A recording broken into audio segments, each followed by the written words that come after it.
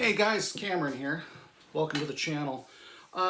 Seen some conflict online over the last several days, and it kind of goes back further than that. But more recently, saw a commentary by David Bach that, and if you don't know who he is, he's like a best-selling personal finance guy. But he was talking about how millennials were missing out on wealth building because they aren't buying houses.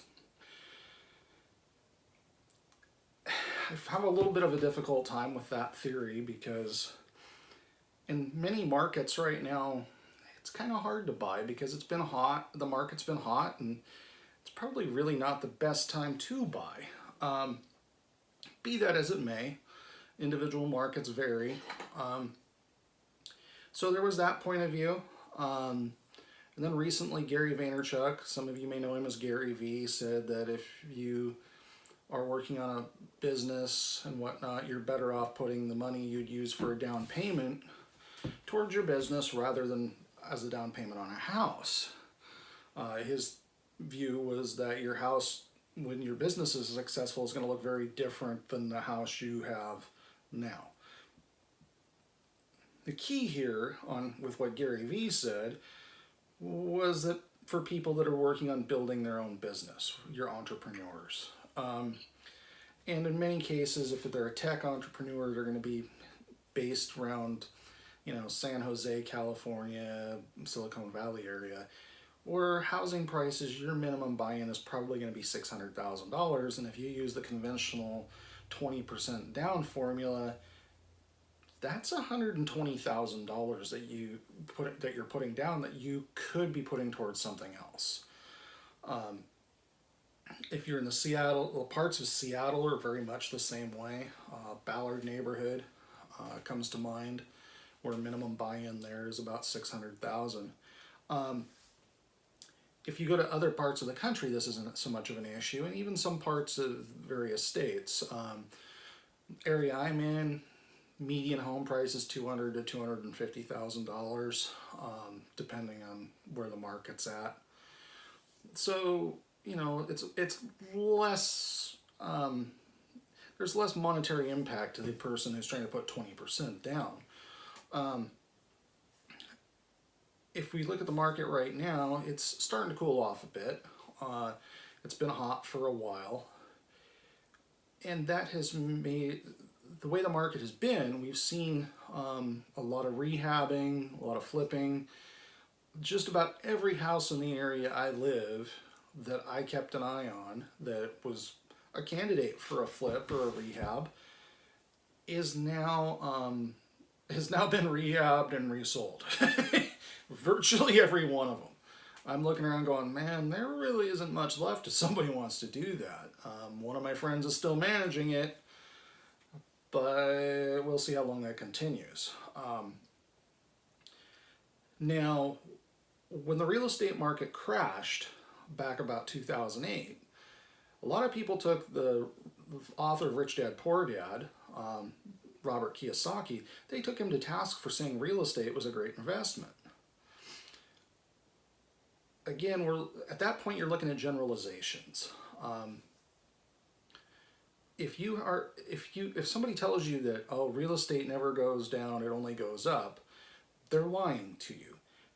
Over time, it trends upward.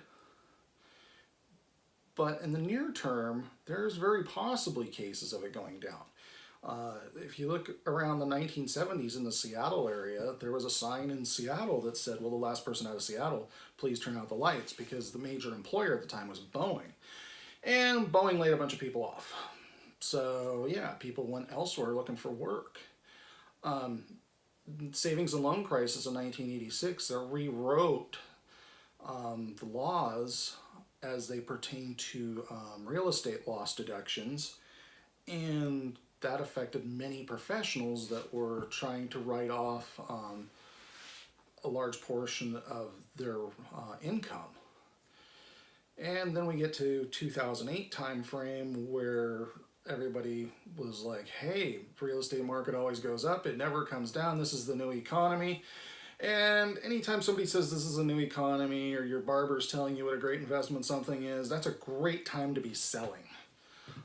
because that's generally the point at which the late money's in, and that's when you know the end is pretty close. Be that as it may, some things to consider. You need to decide for yourself if purchasing a house is going to be what is going to work for you. If you're a professional sort, you went to school, became an engineer or doctor or whatever, one of those degrees, whatever you're working in that pays reasonably well and allows you to buy a house, and you plan on staying in the same place for a period of time, cool. Same would apply to you if you're a trade worker, welder, machinist, etc. But maybe you only want to live in one area for a couple of years. Well, if you buy a house, now you have the additional consideration of what you're going to do with that piece of property when you decide to relocate. Did you buy it cheap enough relative to the rental market to be able to rent it out and have it even break even? If you can get it to break even, you're okay, because at least then you have the gains from the renter paying towards your mortgage. If you're having to subsidize it out of pocket each month, that's an additional expense you have once you have your housing in another location. Something you got to kind of keep in mind. The pros of buying a house are that it reasonably fixes your housing expenses for the foreseeable future, as long as you don't do anything goofy like refinance or whatever. Largely, it fixes your costs. You're still going to have increases of property taxes because, anytime government's involved, things go up, at least tax-wise. Also consider that now you've got control of the property. This means that if you want to hang something from the wall, you can do that. You want to paint the room red? Go for it. Black with purple and pink polka dots. Whatever your thing is. Have fun with it. Cons are that now you've got maintenance that's your responsibility. Roof, hot water heater, flooring, washer and dryer, whatever. Just depend. And if you're a renter, some of that's a little negotiable as far as how much of that you bring in and etc. The roof is generally the landlord's problem though. So keep these things in mind. Understand that the same thing isn't necessarily right for everybody. Yeah, buying a house is going to be one of your big wealth creators, but consider that it shouldn't be your biggest investment either. I'm more of a proponent of having a smaller home. Like, my first place bought 1,800 square feet as a single individual. Holy cow. That's too much space for one person. So I did what any enterprising individual would do. I went and house hacked it. And for those of you not familiar with the term, house hacking is where you find a way to offset the costs of your mortgage every month. In my case, I rented out 2 of the rooms, which proved to be an adventure unto itself. I've gotten better about picking roommates from that standpoint, but there were some learning experiences. There's a learning curve. Would I do it again? Maybe. Right now, probably not. Just depends. So, consider the bigger the house is, the more maintenance and upkeep you're going to have. Not to mention the heating and or air conditioning. Smaller house takes less of that. Smaller roof requires less roofing. Things like that. I'm kind of the opinion that at this point, I'm probably happiest about 800 square feet. Although we won't drag the workshop into this. That's another discussion altogether. Long story short, figure out what it is you want to accomplish and work from there. Work backwards. Figure out where you want to be in 5 years or 10 years, 15, 20, 30. And work backwards from there. Are you going to be the entrepreneur sort where you want to go out on your own?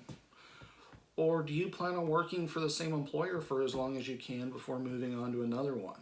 Or maybe you plan to just throw everything in a backpack and head to freaking Europe or Southeast Asia or whatever.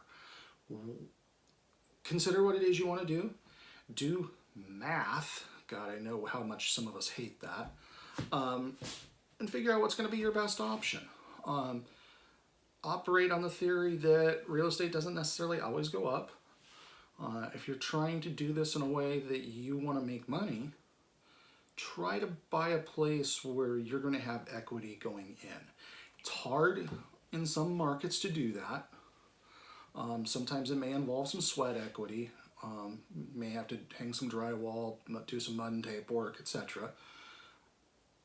But if you're willing to do that, you can start out with a chunk of equity in the beginning rather than being at the mercy of the market and paying down your mortgage.